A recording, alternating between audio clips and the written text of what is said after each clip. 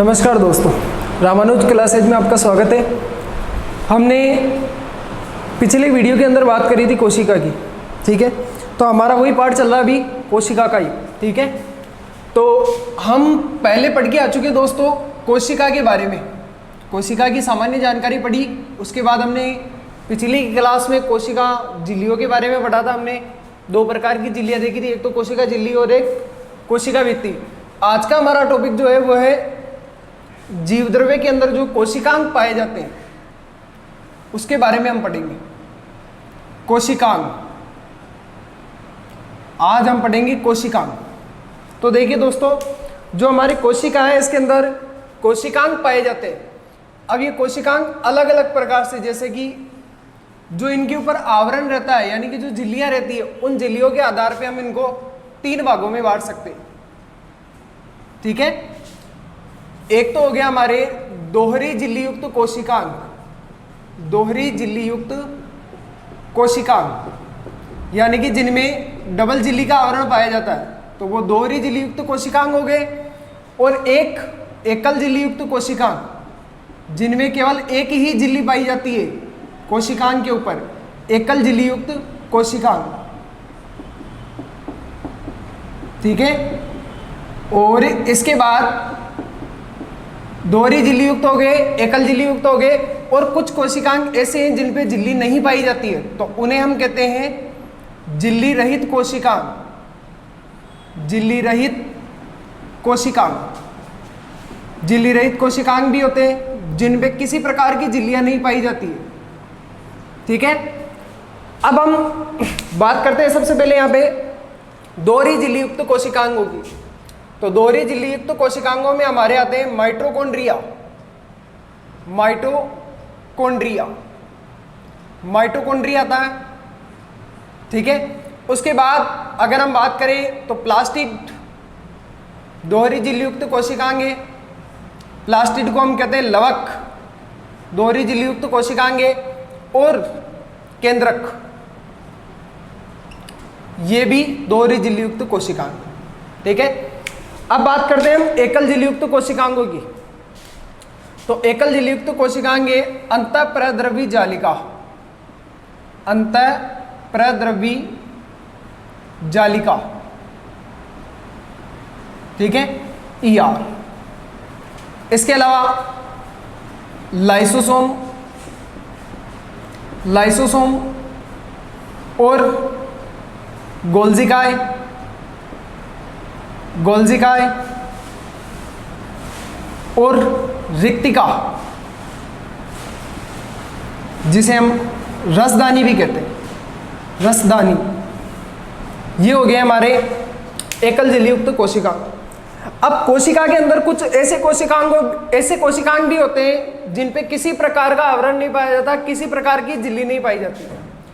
उनके अंदर सबसे पहले हम बात करते हैं राइबोसोम, एक झिल्ली युक्त कोशिकांग है राइबोसोम, ठीक है।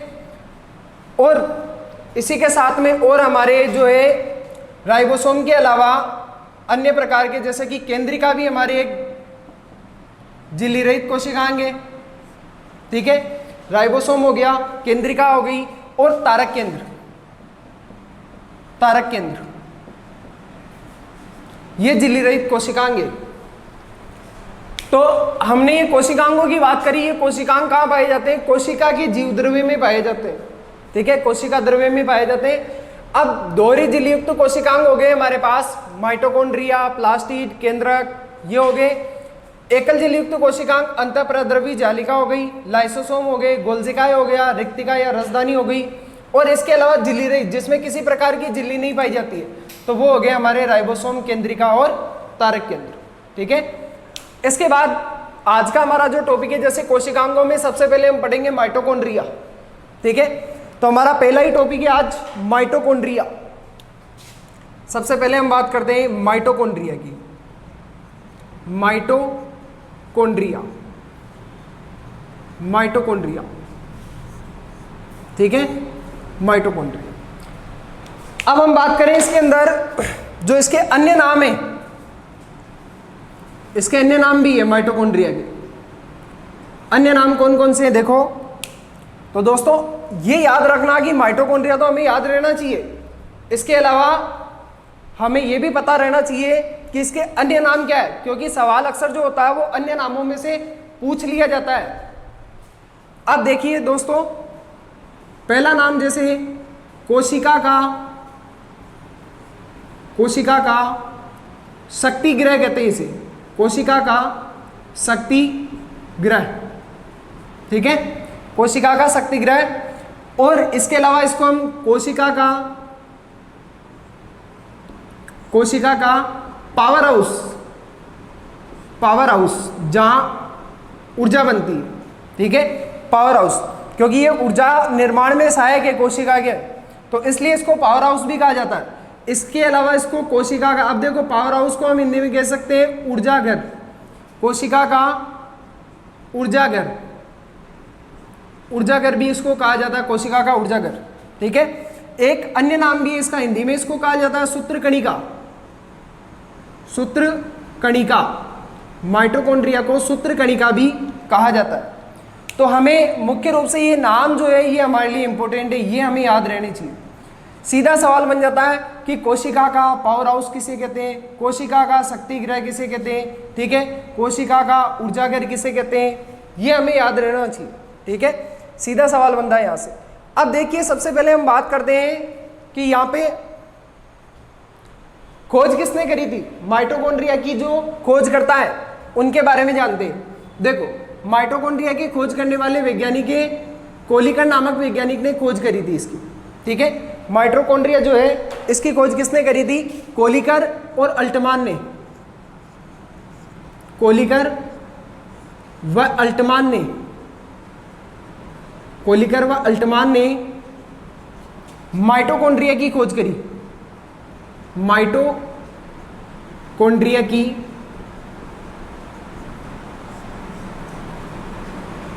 खोज करी, यानी कि दो वैज्ञानिक थे जिन्होंने माइटोकॉन्ड्रिया की खोज करी, कोलिकर और अल्टमान। ये नाम याद रहने चाहिए हमारे, ठीक है। तो एक बार आप इसका स्क्रीनशॉट ले लीजिए, उसके बाद हम आगे बढ़ते हैं। हाँ तो दोस्तों देखिए, अब अभी हमने बात करी थी माइटोकॉन्ड्रिया की जो खोज है वो दो वैज्ञानिकों ने की थी, कोलिकर और अल्टमान ने, ठीक है। अब खोज करने के बाद भैया इसको नाम दिया गया था, माइटोकॉन्ड्रिया कहा गया इसको, ठीक है। अब इसको नाम देने वाले वैज्ञानिक कौन थे, ठीक है। देखो, जिसने नाम दिया वो भी हमें याद रखना चाहिए कि नाम किसने दिया। तो ध्यान रखिए दोस्तों कि सी बेंडा नामक वैज्ञानिक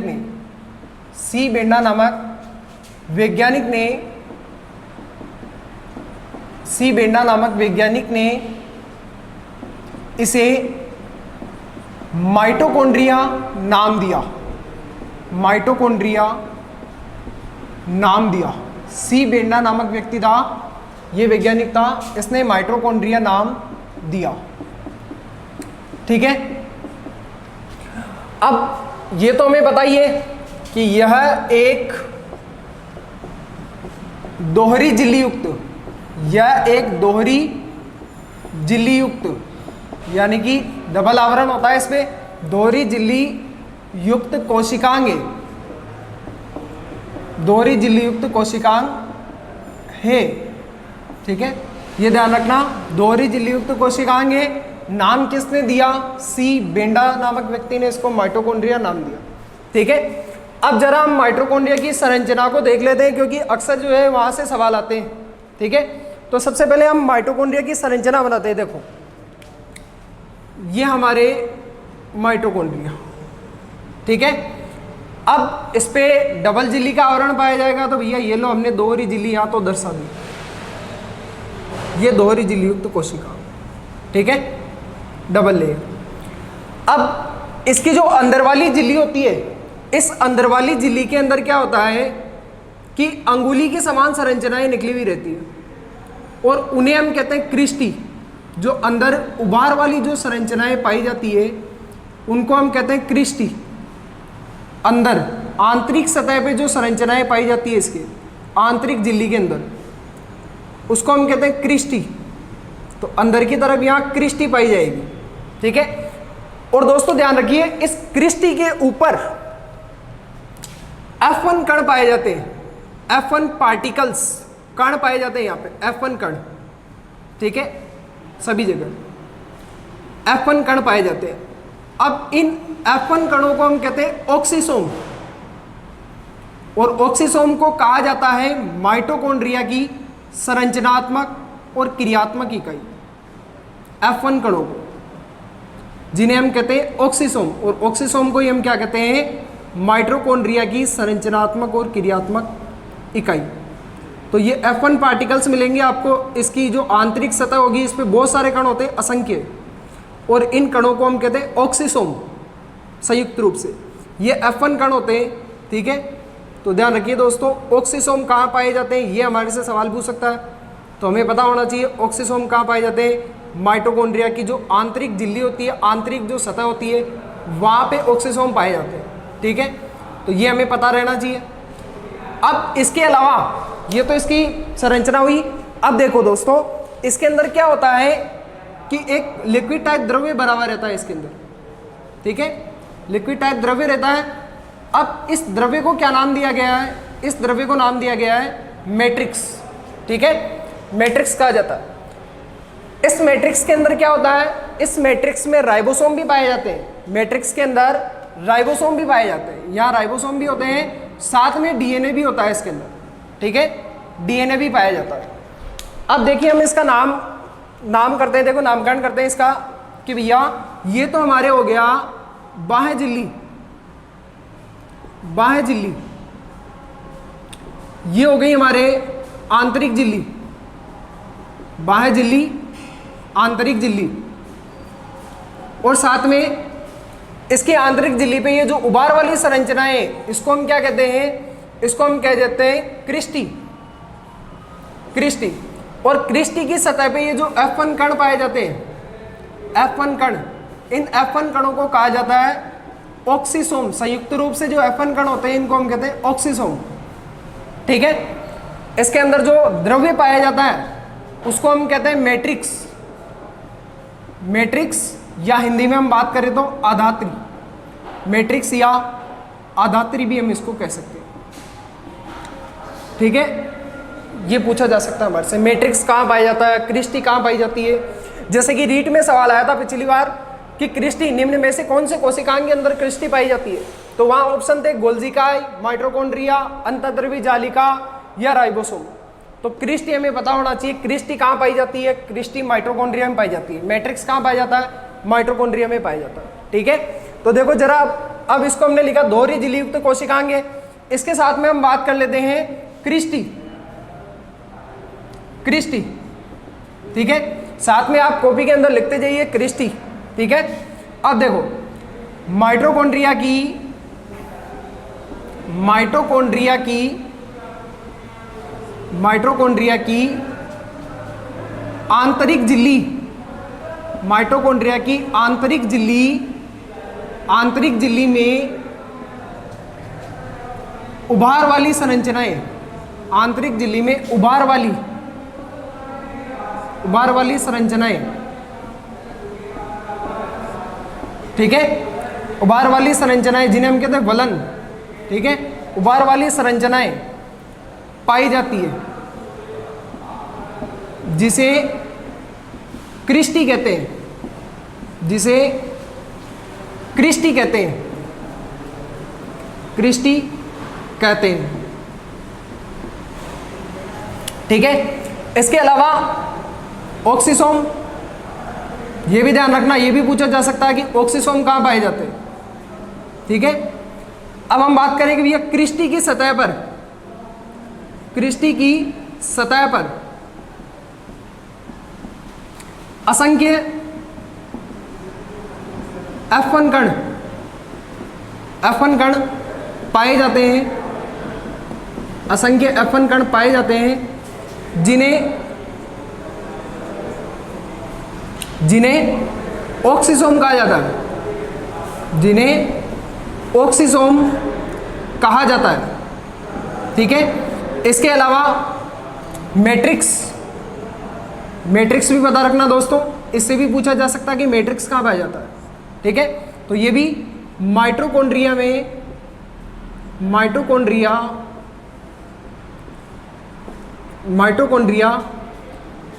के मध्य भाग में एक द्रव्य पाया जाता है, द्रव्य पाया जाता है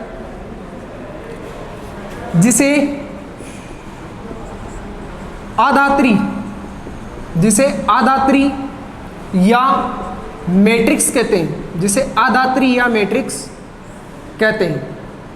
ठीक है।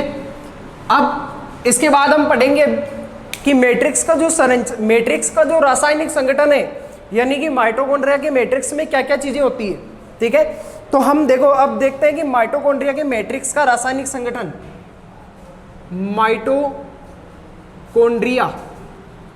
माइटोकॉन्ड्रिया के मैट्रिक्स में क्या क्या चीजें होती है। तो माइटोकॉन्ड्रिया के मैट्रिक्स का रासायनिक संगठन, इसकी हम बात करते हैं। तो ध्यान रखिए दोस्तों, इसके अंदर क्या क्या चीजें होती है। देखो माइटोकॉन्ड्रिया के मैट्रिक्स की अगर हम बात करें तो देखो इसके अंदर मैट्रिक्स में क्या पाए जाएंगे, राइबोसोम होंगे, राइबोसोम, साथ में इसके अंदर क्या होगा, डीएनए होगा। ठीक है। और इसके अंदर आरएनए भी पाया जाता है। देखो 65 से 70% तक इसके अंदर प्रोटीन पाया जाता है। ठीक है। 25% इसके अंदर फास्फोलिपिड पाया जाता है, फास्फोलिपिड 25% फास्फोलिपिड होता है। ठीक है। इसके अलावा इसके अंदर 0.5% आरएनए होता है। ठीक है। इसके अलावा कुछ भाग डीएनए पाया जाता है, कुछ भाग डीएनए का पाया जाता है। ठीक है। कुछ भाग में डीएनए पाया जाता है। इसके अलावा इसमें राइबोसोम भी पाया जाता है, राइबोसोम ये भी होता है। इसके अलावा इसमें जल भी होता है, जल और लवण भी पाए जाते हैं।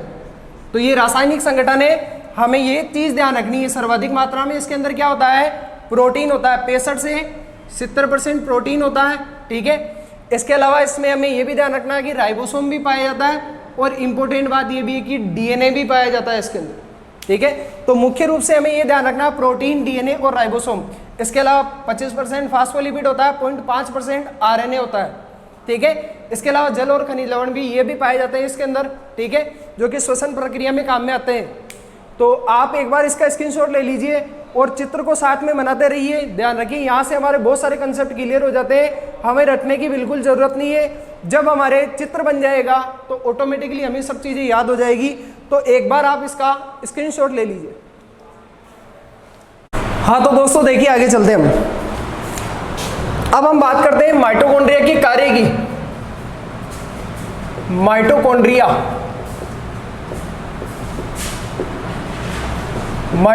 के कार्य। सबसे पहली बात तो यह है कि यह ऑक्सीय श्वसन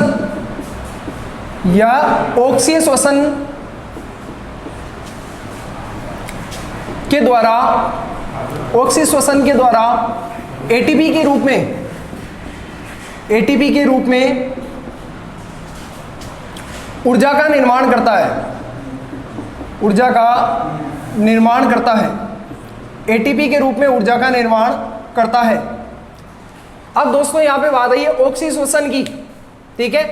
तो ऑक्सीय श्वसन के दौरान ये क्या करता है, एटीपी के रूप में ऊर्जा का निर्माण करता है। तो अब यहां से हमें देखो एटीपी भी पता होनी चाहिए कि एटीपी का पूरा नाम क्या है। ठीक है। एटीपी का पूरा नाम है एडिनोसिन ट्राइफॉस्फेट,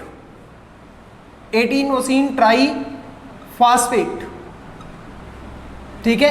एडिनोसिन ट्राइफॉस्फेट ये एटीपी का पूरा नाम है। और हमें यह भी पता रखना है कि एक एटीपी के द्वारा कितने किलो कैलोरी ऊर्जा बनती है। एक एटीपी अणु के द्वारा एक एटीपी अणु के द्वारा 7.3 किलो कैलोरी ऊर्जा का निर्माण होता है, ऊर्जा का निर्माण होता है। तो हमारे से पूछा जा सकता है कि एक एटीपी में कितनी किलो कैलोरी ऊर्जा होती है, तो 1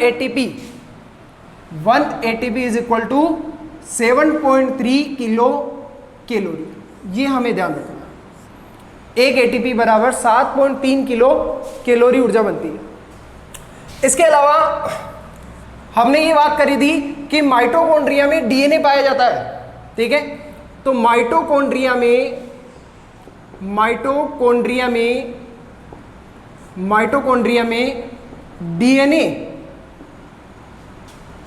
डीएनए पाए जाने के कारण अब देखो डीएनए पाया जाता है तो ये क्या करता है, अपने जैसे संतान खुद उत्पन्न कर लेता है, ठीक है। तो डीएनए पाए जाने के कारण ये अपने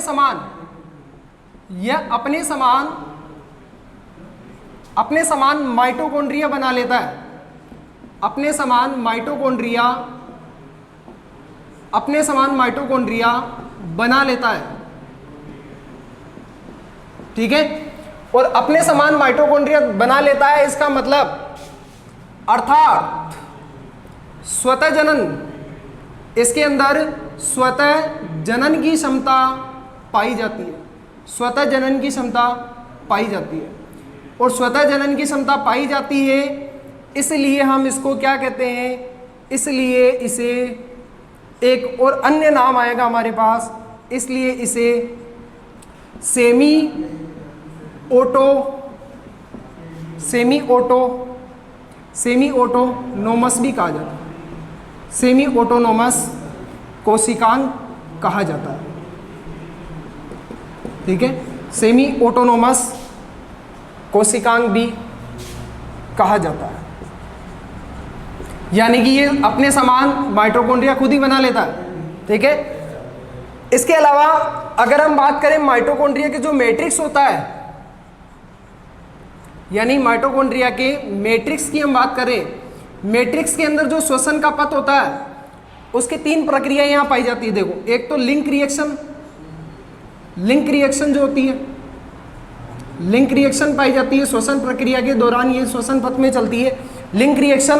दूसरी बात केब्स चक्र, वो माइटोकॉन्ड्रिया के कहाँ संपन्न होता है, मैट्रिक्स में संपन्न होता है केब्स चक्र। तीसरी बात वसीय अम्लों का बीटा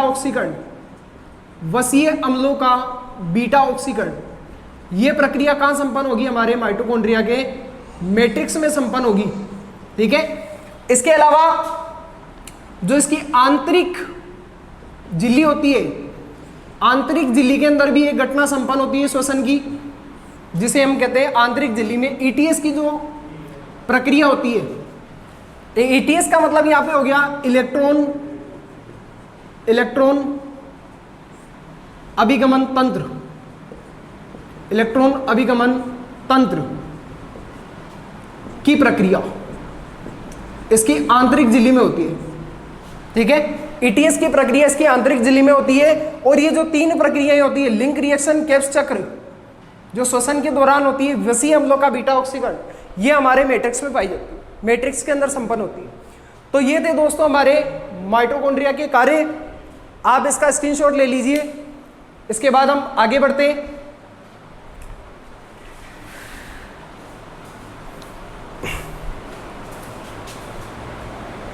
हाँ तो दोस्तों देखो आगे चलते हैं, ये था हमारा माइटोकॉन्ड्रिया। इसके बाद आज हम पढ़ते हैं प्लास्टिड, दूसरा कोशिकांग पढ़ रहे हैं हम, प्लास्टिड, ठीक है। इस प्लास्टिड को कहा जाता है भैया लवक, प्लास्टिड को लवक कहा जाता है। हम बात करते हैं इसकी खोजकर्ता की, तो इसकी जो खोज है वो हेकेल नामक वैज्ञानिक ने करी थी। प्लास्टिड की खोज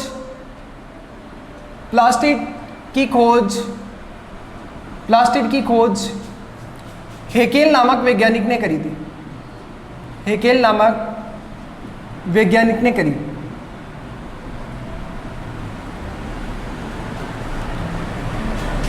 हैकेल नामक वैज्ञानिक ने करी। अब देखो,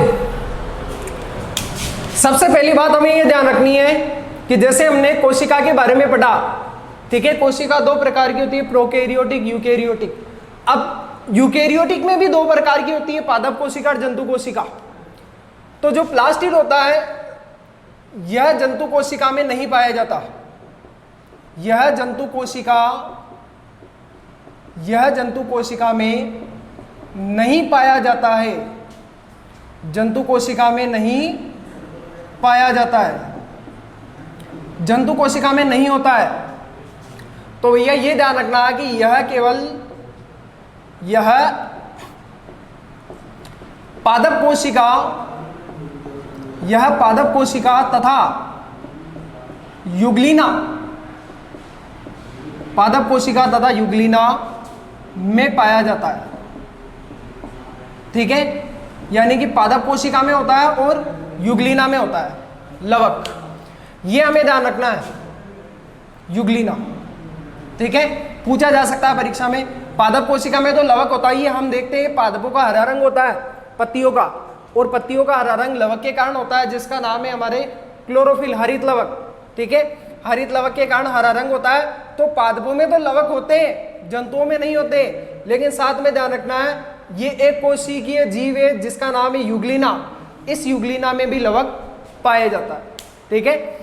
अब देखो, रंग के आधार पे बात करें हम इसका वर्गीकरण, तो देखो रंग के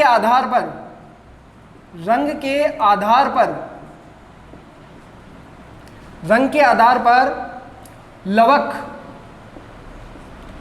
तीन प्रकार के होते हैं, रंग के आधार पे लवक तीन प्रकार के होते हैं। कौन कौन से होते हैं? देखो, सबसे पहली बात अवर्णी लवक, अवर्णी लवक जिसे कहा जाता है अंग्रेजी में ल्यूकोप्लास्ट, ल्यूकोप्लास्ट, ये पहला हो गया हमारा। दूसरा वर्णी लवक, वर्णी लवक, ठीक है। वर्णी लवक को हम कहते हैं क्रोमोप्लास्ट, क्रोमोप्लास्ट। और तीसरा हो गया हरित लवक, हरित लवक जिसका नाम हो गया भैया क्लोरोप्लास्ट, क्लोरोप्लास्ट। ये तीन प्रकार के लवक जो होते हैं, ये रंग के आधार पे डिवाइड किए इसको, प्लास्टिड को। तीन प्रकार के लवक होते हैं, एक होता है अवर्णी लवक जिसे ल्यूकोप्लास्ट कहते हैं, दूसरा वर्णी लवक जिसे क्रोमोप्लास्ट कहते हैं, तीसरा हरित लवक जिसे हम क्लोरोप्लास्ट कहते हैं, क्योंकि इसके अंदर क्लोरोफिल नामक वर्णक पाया जाता है, ठीक है। अब देखो, अवर्णी लवक का मतलब हो गया, ये किस प्रकार के होंगे? अवर्णी, वर्णी का मतलब कलर, ठीक है, और अवर्णी का मतलब हो गया किसी प्रकार का कलर नहीं हो, अ का मतलब नहीं, वर्णी का मतलब रंग, तो किसी प्रकार का रंग नहीं हो, तो ये रंगहीन होते हैं, ये रंगहीन होते हैं, किसी प्रकार का रंग नहीं होता है, ये रंगहीन होते हैं। तथा इसका कार्य भी ध्यान रखना, तथा भोजन का संग्रह करते हैं, ये इसका कार्य, भोजन का संग्रह करते हैं। रंगहीन होते हैं और भोजन का क्या करते हैं? संग्रह करते हैं, भोजन को संचित करके रखते हैं, ठीक है। और ये पादपों में जड़, तना, फल व बीज, फल व बीजों में जहां भोजन का संग्रह होता है, जहां भोजन का संग्रह होता है, जहां भोजन का संग्रह होता है वहां पाए जाते हैं, वहां पाए जाते हैं। अब देखो, बात करते हैं वर्णी लवक, यानी कि जो क्रोमोप्लास्ट होता है उसकी बात करते हैं। तो यह क्या होते हैं भैया? वर्णी लवक, ये रंगीन होते हैं, ये रंगीन होते हैं। ध्यान रखना, रंगीन में कलर हरा भी आता है, लेकिन हरा इनमें नहीं है, ये रंगीन होते हैं, इनमें यानी कि रंगीन होते हैं, इनमें हरा रंग शामिल नहीं है, हरा रंग शामिल नहीं है। हम कह सकते हैं कि भैया हरे रंग को छोड़ करके जितने भी रंगीन वर्णक होते हैं वो वर्णी लवक में आते हैं, ठीक है। यानी अर्थात हरे रंग के अतिरिक्त, हरे रंग के अलावा, हरे रंग के अलावा अन्य सभी रंगीन लवक, अन्य सभी रंगीन लवक वर्णी लवक में आते हैं, वर्णी लवक में आते हैं। यानी हरे रंग का तो हरित लवक होगा और हरे रंग के अलावा जितने भी होंगे वो वर्णी लवक में आएंगे। जैसे भैया इसकी बात कर लेते हैं हम, ठीक है। जैसे लाल नारंगी रंग के लिए कौन सा वर्णक काम में आएगा? लाल नारंगी रंग के लिए वर्णक, लाल नारंगी रंग के लिए वर्णक कौन सा वर्णक काम में आएगा? ये इंपॉर्टेंट है हमारे। लाल नारंगी रंग के लिए कौन सा वर्णक काम में आता है? केरोटीन। और पीले रंग के लिए, पीले रंग के लिए जेंथोफिल वर्णक काम में आता है। पीले रंग के लिए जेंथोफिल वर्णक पाया जाता है पादपों के अंदर। अगर पीला रंग होगा तो जेंथोफिल वर्णक के कारण होगा, और अगर लाल नारंगी रंग होगा तो वो किस वर्णक के कारण होगा? केरोटीन के कारण होगा। और अगर पीला रंग है तो वो किसके कारण होगा? जेंथोफिल वर्णक के कारण होगा। ये हमारे लिए इंपॉर्टेंट है। अब ये रंगीन वर्णक कहाँ पाए जाते हैं? जो वर्णी लवक जो होते हैं, ये वर्णी लवक पौधों के उन भागों में पाए जाते हैं जहां से ये क्या कर सके? कीटों को आकर्षित कर सके। और कीटों को जब आकर्षित करेंगे तो पौधों के अंदर एक क्रिया होती है परागण की क्रिया संपन्न होती है।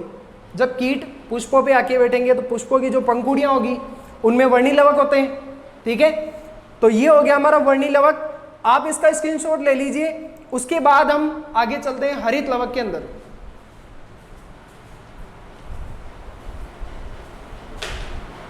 हाँ तो दोस्तों देखो, अब हमें वर्णी लवक अभी हमने पढ़ा था। इसके अंदर थोड़ा सा ध्यान रखना कि गाजर का जो रंग होता है वो किसके कारण होता है? गाजर में कौन सा लवक होता है? Beta carotenoid. बीटा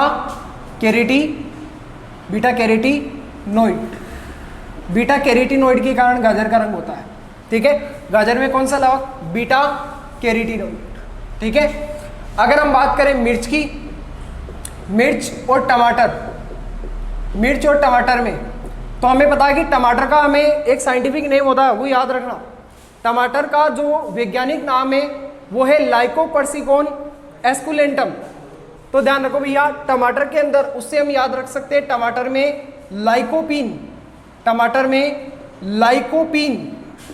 लाइकोपीन वर्णक पाया जाता है टमाटर के अंदर, ठीक है। तो ये थे हमारे वर्णक, मुख्यतः लाल नारंगी रंग, और ये इसके अलावा ये याद रखना हमारे को, ठीक है। ये वर्णक ध्यान रखने। अब हम चलते हैं आगे हरित लवक के अंदर, यानी कि क्लोरोप्लास्ट। हरित लवक जो तीसरा वर्णक है वो है हरित लवक, ठीक है। तीसरा ये हरे रंग का होता है सामान्यतः, ठीक है। हरित लवक कौन से रंग का होगा? हरे रंग का होता है, ठीक है। कहाँ पाया जाता है? पेड़ पौधों के अंदर पत्तियों में पाया जाता है, ठीक है। इसकी संरचना देख लेते हैं दोस्तों। देखिए, ये देखिए दोस्तों, ये एक दोहरी झिल्लीयुक्त कोशिकांग है, ध्यान रखना। इसकी संरचना के बारे में देख लेते हैं अपन। ये एक दोहरी झिल्लीयुक्त कोशिकांग है, ठीक है। इसके अंदर थैलेकोइड्स पाए जाते हैं जो कि इस प्रकार सिक्कों के रूप में क्या रहते हैं? व्यवस्थित रहते हैं, ठीक है। इन्हें हम थैलेकोइड्स कहते हैं। थैलेकोइड्स होते हैं जो सिक्कों के रूप में व्यवस्थित रहते हैं। दोहरी झिल्ली है, अंदर वाली झिल्ली के अंदर ये पाए जाएंगे, ठीक है। आंतरिक झिल्ली के अंदर दो भाग होते हैं। अब देखो, एक स्ट्रोमा होता है, ठीक है। उस स्ट्रोमा के अंदर ये पाए जाते हैं, ठीक है। अब यहाँ पे क्या होता है कि जो ये सिक्कों के रूप में थैलेकोइड्स जमे हुए, इनको हम कहते हैं भैया ग्रेना। ठीक है, और जो दो ग्रेना को जो पट्टियां जोड़ती है, दो ग्रेना को, जैसे कि ये ग्रेना को जोड़ रही है इससे, तो दो ग्रेना को जोड़ने वाली पट्टी को हम कहते हैं इंटरग्रेनम। ठीक है, सबसे पहली बात करें, यह एक दोहरी झिल्ली युक्त कोशिकांग है। दोहरी झिल्ली युक्त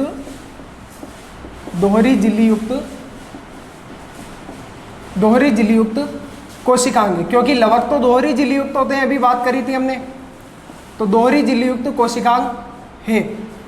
इसके आंतरिक झिल्ली में जो रिक्त भाग होता है उसको हम कहते हैं पीठिका या स्ट्रोमा। पीठिका या हम इसको कह सकते हैं स्ट्रोमा। इस स्ट्रोमा के अंदर ये थैलेकोइड्स जो होते हैं ना, ये जमे हुए रहते हैं, इनको हम कहते हैं थैलेकोइड। और थैलेकोइड जो ये सिक्कों के रूप में जमे हुए रहते हैं, इसको हम कहते हैं ग्रेना। और दो थैलेकोइड्स को जोड़ने वाली जो पट्टिका होती है, इसको हम कहते हैं इंटरग्रेनम। ठीक है, यानी कि एक दोहरी झिल्ली युक्त कोशिकांग है। हरित लवक की आंतरिक झिल्ली में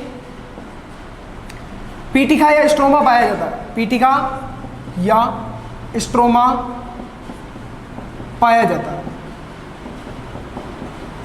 पीठिका या स्ट्रोमा पाया जाता है, जिसमें थैलेकोइड सिक्कों के रूप में जमे रहते हैं। सिक्कों के रूप में जमे रहते हैं, व्यवस्थित रहते हैं, सिक्कों के रूप में व्यवस्थित रहते हैं। ठीक है, और इसको हम क्या कहते हैं, सिक्कों के रूप में जो व्यवस्थित रहते हैं, इसको हम क्या कहते हैं, ग्रेना कहते हैं, जिसे ग्रेना कहा जाता है। ठीक है, अब इंटरग्रेनम की बात कर लेते हैं। इंटरग्रेनम दो ग्रेना को जोड़ने वाली पट्टिका को, दो ग्रेना को जोड़ने वाली पट्टिका को इंटरग्रेनम कहा जाता है। ठीक है, इंटरग्रेनम कहा जाता है। और विशेष बात यह है, देखो इसके अंदर हरित लवक यानी कि जो क्लोरोफिल वर्णक होता है वो पाया जाता है। ठीक है, इसमें हरित लवक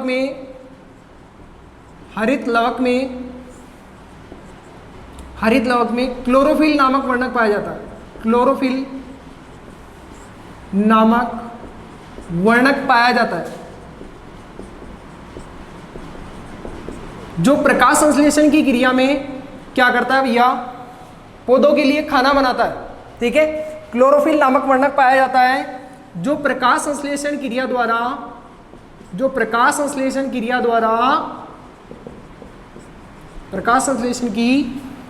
के द्वारा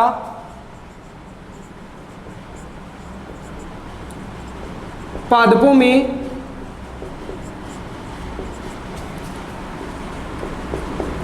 भोजन बनाता है। ठीक है, इसलिए इस क्लोरोफिल को हम क्या कहते हैं, पौधों का बावर्ची। ठीक है, खाना बनाता है, इसलिए इसे पौधों का रसोइया भी हम कह सकते हैं। पौधों का रसोइया या पौधों का बावर्ची भी कहा जाता है। ठीक है, यानी कि जो खाना बनाएगा वो बावर्ची होता है। अब बनाएगा कहाँ भैया, हरित लवक के अंदर। ठीक है, तो ये क्या हो गया, हरित लवक क्या हो गया, जहाँ खाना बनता है वो होता है हमारा किचन हाउस। ठीक है, हरित लवक को पौधों का किचन हाउस यानी कि रसोई घर रसोई घर भी कहा जाता है। ठीक है दोस्तों, ये ध्यान रखिएगा। तो ये था हमारा हरित लवक। तो आज हमने दो कोशिकांग पढ़े, माइटोकॉन्ड्रिया और हरित लवक। ठीक है, तो आज की क्लास के लिए इतना ही। इसके आगे हम और कोशिकांग लेकर के अगली क्लास में मिलेंगे। आप इसका स्क्रीनशॉट खींच लीजिएगा और हमारी क्लास को लाइक, शेयर और सब्सक्राइब कीजिएगा। ठीक है, आज के लिए धन्यवाद।